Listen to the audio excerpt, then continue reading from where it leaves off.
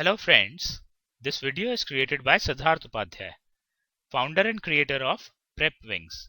Log on to www.prepwings.com for complete free course videos.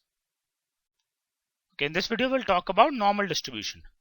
Normal distribution is one of the most important topics for statistics. Okay, normal distribution provides the spread of data in form of a bell curve. Okay, so if a data is following a normal distribution, that means it is following a bell curve. Okay, and most of the data is centered around the mean and it is symmetrical about the mean.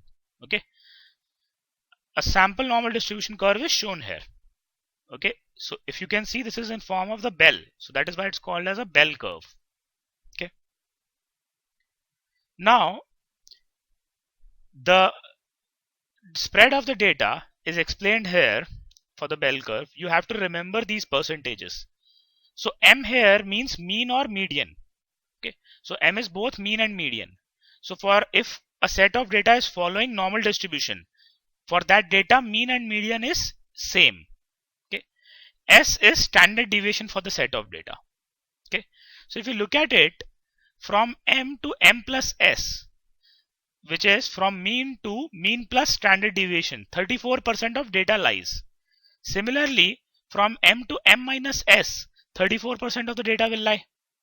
Okay, now from m plus s to m plus 2s, 14% of the data lies. Similarly, from m minus s to m minus 2s, 14% of the data will lie. And 2% of the data will be more than m plus 2s and 2% of the data will be less than m minus 2s. Okay, so if you assume, for example, if we take a mathematics exam across the globe, okay, then most probably it will follow normal distribution, because if you look at it, most probably the average marks will be median. Okay, also most of the data will be centered around the mean. Okay, so if we move one standard deviation from mean, we will cover 34% of data. Okay, on either side. Okay, so basically on either side of mean, if we go one standard deviation, we'll cover 68% of data. Okay, which is 34% plus 34%.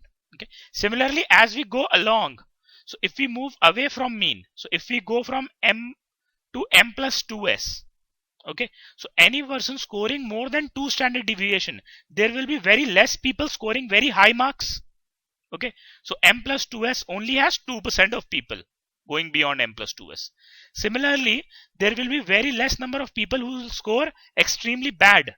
So again, there will be very less, means 2% of the people scoring m minus 2s. Okay, so that is why most of the data is centered around mean here in normal distribution. Okay, so now we can see from the graph that mean and median are same for the normal distribution. Data is symmetrical about the mean. 68% of the data lies within one standard deviation of the mean. Okay, so that is 34% between m minus s and m, and 34% from m to m plus s.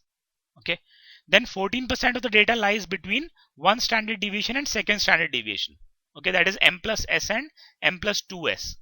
Similarly, 14% of data lies between m minus s and m minus 2s, and 2% data on both sides of the graph are present in tails. Okay,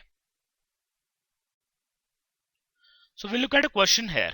The question says the result of a mathematics exam for class 8th follow normal distribution. So the result follows normal distribution. So the result will follow this graph that we did.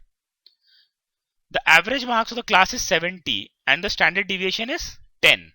We have to find the percentage of students between 50 and 80 marks.